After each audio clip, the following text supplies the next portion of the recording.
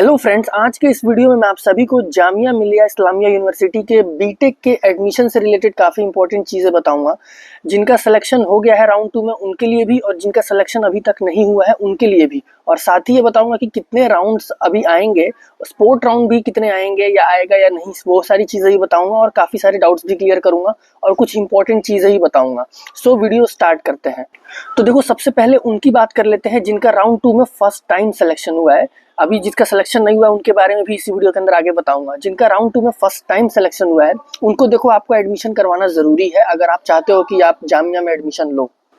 देखो, जो आप एडमिशन करवाओगे राउंड 2 में, जो आपको डेट दी गई है 19, 22 और 23 ऑफ जुलाई को, वो आपकी सीट बुकिंग है। मतलब कि अगर आप वहाँ एडमिशन के लिए नहीं जाते हो, आप ये सोच रहे होगे कि हम बाद में अगले राउंड में पार्टिसिपेट कर लेते हैं, अपग्रेड हो जाएगा, तो ऐसा नहीं होता है। आपको बाहर कर दिया जाएगा अगर आप इन 3 दिनों के अंदर एडमिशन नहीं करवाते हो। तो आपको एडमिशन करवाना कंपलसरी है, उसके बाद ही आप ब्रांच अपग्रेड कर पाओगे एडमिशन करवा देने के बाद।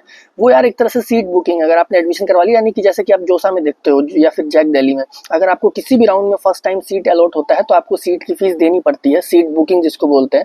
उसके बाद ही आप आगे बढ़ सकते हो, अदरवाइज आपको बाहर कर दिया जाएगा।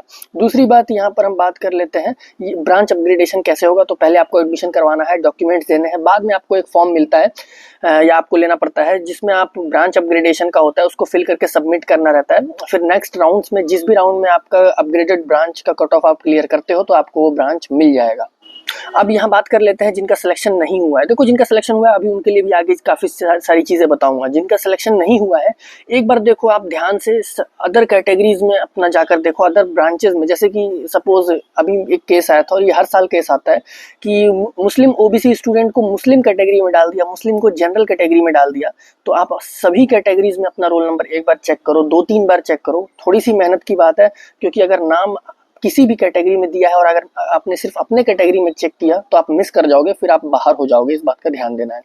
और जो भी मैंने बताया था सिलेक्टेड स्टूडेंट वाला जो केस था, अभी जो ब्रांच अपग्रेडेशन के लिए आपको एडमिशन करवाना कंपलसरी है, अभी कितना लास्ट ईयर कितने केसेस आए थे, इसलिए हर वीडियो में समझा रहा हूँ मैं इस साल। बट फिर भी एक केस आ गया मेरे पास, अभी इंस्टाग्राम पर मैसेज आया था कि किसी को इलेक्ट्रिकल अलॉट हुआ फर्स्ट राउंड में और उसने एडमिशन लिया ही नहीं। उसने सोचा, अब वो उसने राउंड 2 का वेट किया, राउंड 2 में उसका नाम नहीं है, तो वैसे ही स्टूडेंट की वजह से सीट वैकेंट रहती है तो नेक्स्ट लिस्ट आती है। सो एडमिशन कंपलसरी है।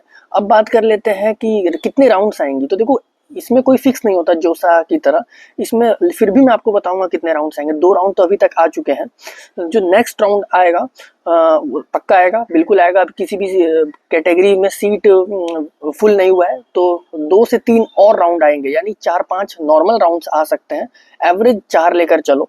उसके बाद स्पोर्ट राउंड आएगा। स्पोर्ट के लिए अलग से रजिस्ट्रेशन करना पड़ता है, ऐसे नॉर्मली नहीं आ जाता, उसको ऑनलाइन रजिस्ट्रेशन नाम से होता है। उस पर मैं अलग से वीडियो लेके आ जाऊंगा जब भी आएगा।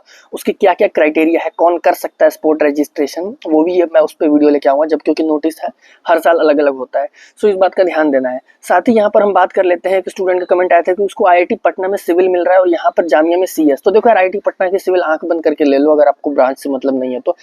प्लेसमेंट मच बेटर है वहाँ पे, कॉलेज लाइफ से लेकर ब्रांड वैल्यू से लेकर सब कुछ वहाँ पर बेटर है जामिया से। तो उसके बाद अब हम बात करते हैं प्लेसमेंट की। तो देखो, प्लेसमेंट मैंने कर दिया है, बस उसको रिकॉर्ड करना बाकी है। तो कल तक ये समझ जाओ, मैं आपको जामिया की in detail branch wise placement मैंने कर दिया है सब कुछ। कल मैं आपको अपलोड कर दूंगा, कल 1 दिन का टाइम चाहिए।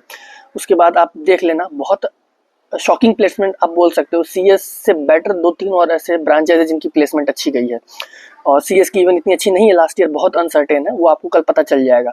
बाकी अगेन कोई डाउट आता है तो कमेंट में ज़रूर पूछो, उम्मीद करता हूँ आपके डाउट्स क्लियर हो गए होंगे।